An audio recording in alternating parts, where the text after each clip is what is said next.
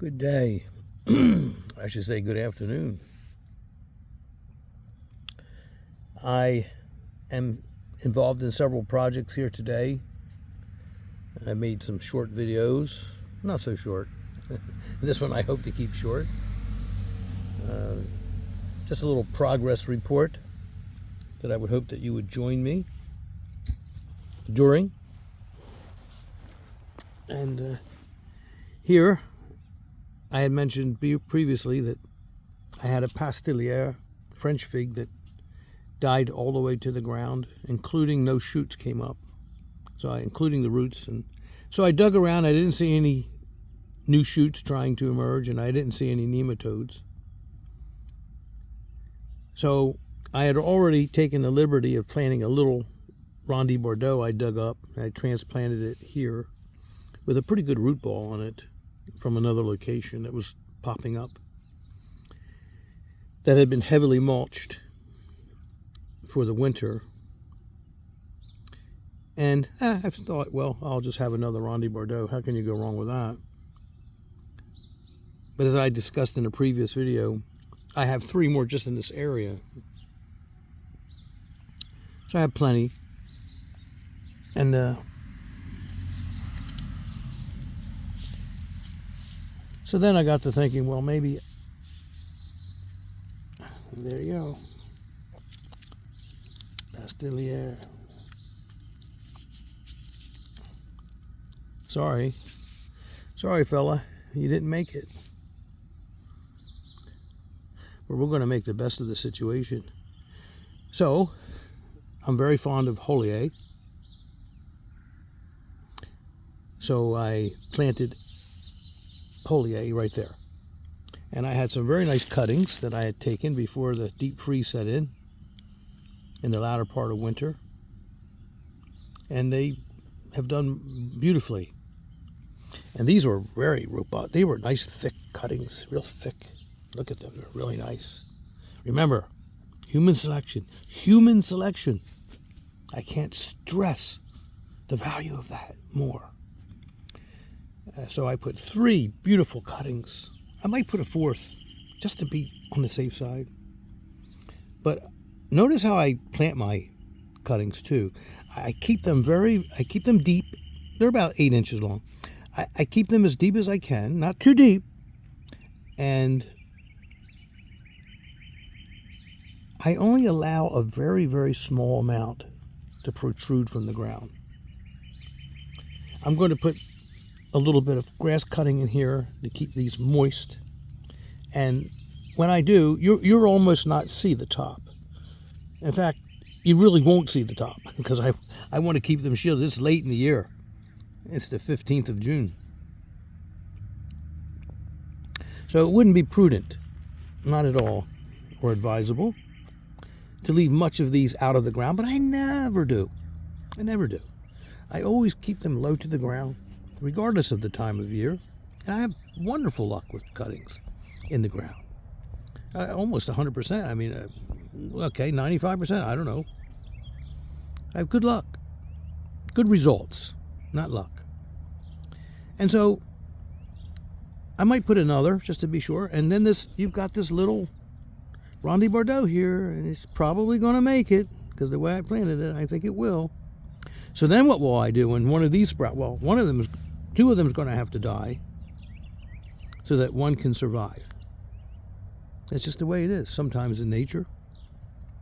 And you might say, well, which one? Well, the strongest, of course.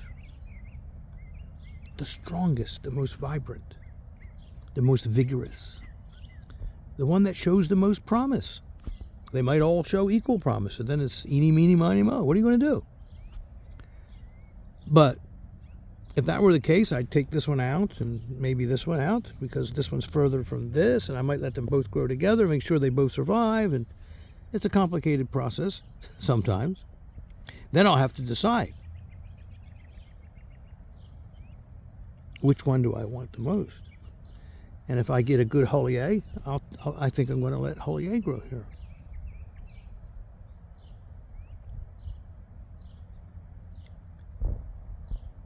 And we'll just have to sacrifice the rendezvous. This is a good location. It's one of the, I don't have a lot of good locations. Debbie really doesn't want me to get too close to the house and go over any further near the driveway. She wants me to just stay in this corner, so to speak, because I do get carried away, honestly, to be fair to Debbie. I get a little carried away with my fig projects. I love growing figs. Love it. I mean, it's my passion. I love it. I just can't tell you how much I love it. I just love it. I love it. I come out here and I drink my coffee, and I I'll just sit here, sometimes grab a chair, sometimes just sit on the ground like I am right now, Indian style, and just take it all in and drink my coffee and just think about my beautiful, wonderful, magical figs. To me, there's just something about them, something about fig trees. I know that all of you dedicated fixers out there understand what I'm saying. I know that. I know that you do. You have probably been smitten as I was and still am. So I'll pick the strongest. That reminds me. And now here you may want to cut off. I don't usually say that, because this is going into history as I can recall it. Because 50 years ago, 52 years, something like that, when I was in college. Ancient times, everyone. I remember I picked up a book in the library at Rowan University. And it was written by an ancient Roman historian. His name was Arrian.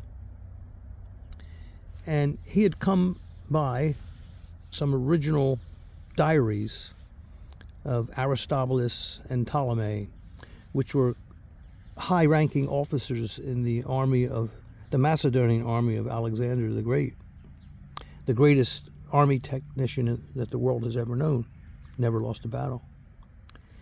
And those two, he had several very high-ranking officers, but those two, Aristobulus was the captain of the naval fleet.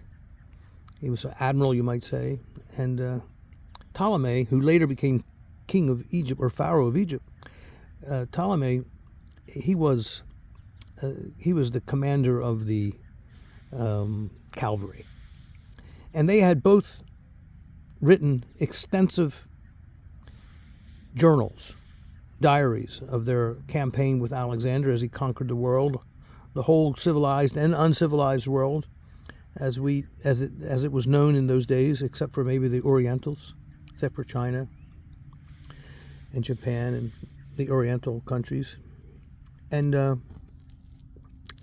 right now there's a war going on in Iran with Israel. He conquered that too, and Darius, and he had conquered the Persian Empire. Anyway, he actually married the king's daughter, Roxanne, I believe. But Alexander fell sick after he was 33 years old, after 12 years of war, and they hadn't been back to Macedonia. He fell ill, and he contracted a fever. No one really knows what the fever was, but the journal exists. The day-by-day journal still exists. And it was written by Arrian. He took those two diaries I told you, Aristobulus and Ptolemy, and they don't exist anymore. They're gone. They were burned up in Alexandria in Cleopatra's library during the Roman invasion of that country. And the the library caught fire, and Julius Caesar ordered that his men work alongside the Egyptian army to put it out. And then they went back to war, which didn't last long. And anyway, I'm getting off the track here. When he was dying and on his deathbed, and he was sick for a couple weeks, all of his officers got around him and they said, Alexander, Alexander, who shall your empire go to? And he surprised them all because they had all tried to gain his favor, and they were his favorites, of course. They were his loyal, dedicated soldiers, officers. He said, to the strongest, before he died. To the strongest. Always remember that. Even when you're planting cuttings, to the strongest. And then when you have to weed things out, or when you have to select cuttings from a tree that you're going to propagate, the strongest. The ones that show the best traits. Like, for instance, some of these trees, I showed you, some of these trees have some last year's wood, which survived a little bit. Well, I would take cuttings from that branch before I take the new shoots coming up. And why is that? Well, it's obviously, they showed a greater resistance for some reason. Sometimes one branch survives and the rest don't. That would be a one to pick. That would be a human selection. You pick that one. If winter hardiness is a concern of yours, you see. And then you get into vigorous, which branches are more vigorous, which ones are more productive, which ones are healthier, less susceptible to disease. I mean, it goes on and on and on. To the strongest. By the way, Ptolemy, one of the people that had written the diary, and it doesn't exist anymore, but Arrian took that, the Roman historian, and he compiled a book called The Anabasis. The Anabasis of Alexander the Great, one of the greatest books I've ever read. Fascinating book. I recommend it highly. You learn a lot by reading ancient history. You really do. And that is one of the most fantastic books I've ever read about the life and times and the campaigns of Alexander the Great. But Ptolemy, he later became the Pharaoh of Egypt, and he was the descendant of Cleopatra. Cleopatra was not an Egyptian at all. She was Greek. And she was a descendant of King Ptolemy, who became Pharaoh. And so that's history. A lot of history, just to talk about a few cuttings, right? But I have fun. I'm having fun. As I said, cut it off if you don't like to hear that part of it. I don't blame you.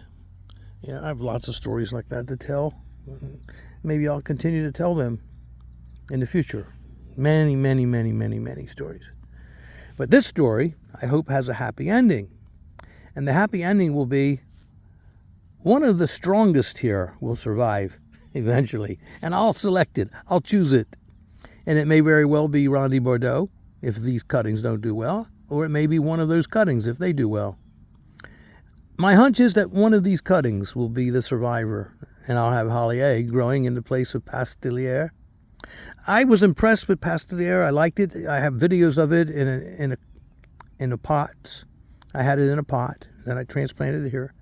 But not to the point where I would prefer it over Hollier or over Randy Bordeaux. Not in this particular climate. So that's the end of that story.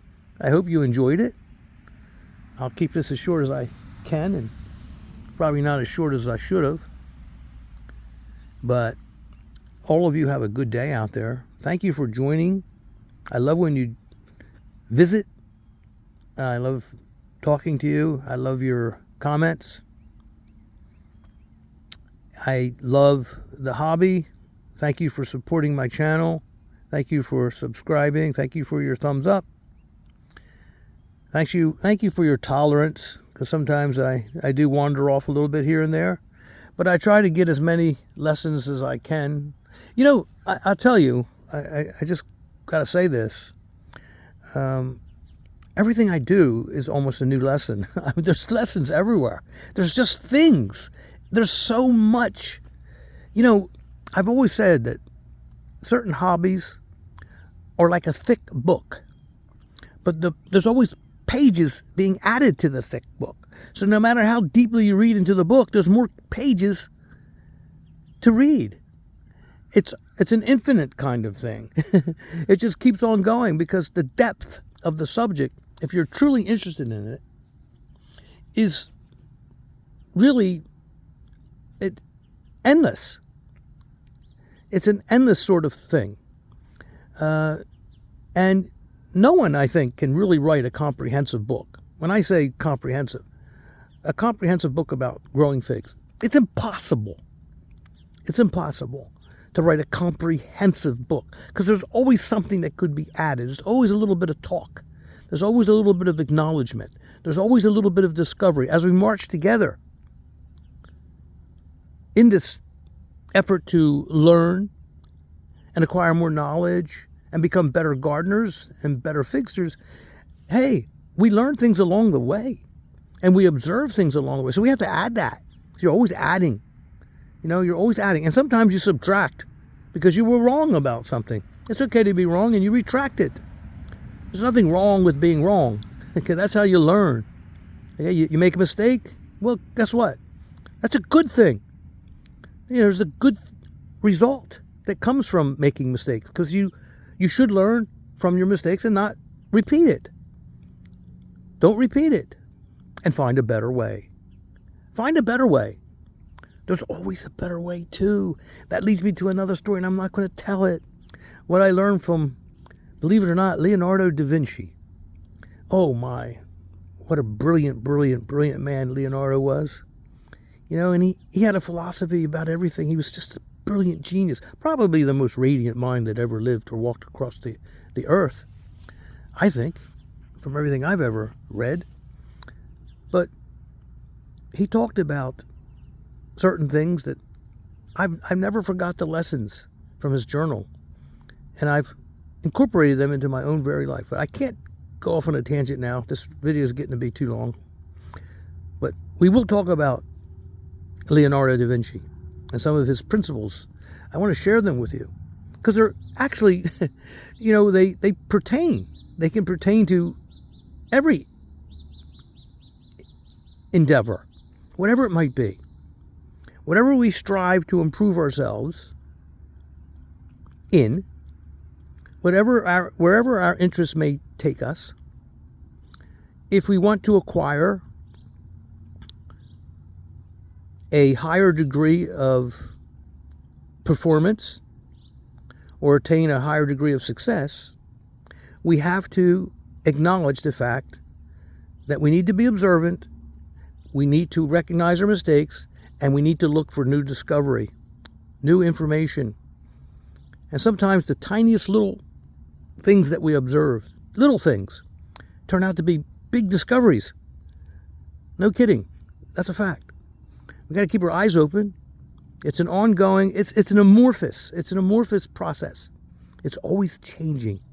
Very subtle. Sometimes it's really not even observable from the surface until you penetrate more deeply and look more closely, and then you see, oh gosh, things are changing, and then all of a sudden, boom, it's a revelation, and then you're doing something better than you did before. Remember, I've always said it, good, better, best, never let it rest until your good is better and your better best. We strive for best. We strive for good, we strive for better, but ultimately we strive for best. And that might just be a hypothetical imagination. It might be a hypothetical goal, because I don't know if there is really a best, because sometimes the best can be even modified. That's what I'm saying. You strive for the best. So we learn. I love that. I love learning. I love discovery. I love the journey. Thank you for visiting. Good day.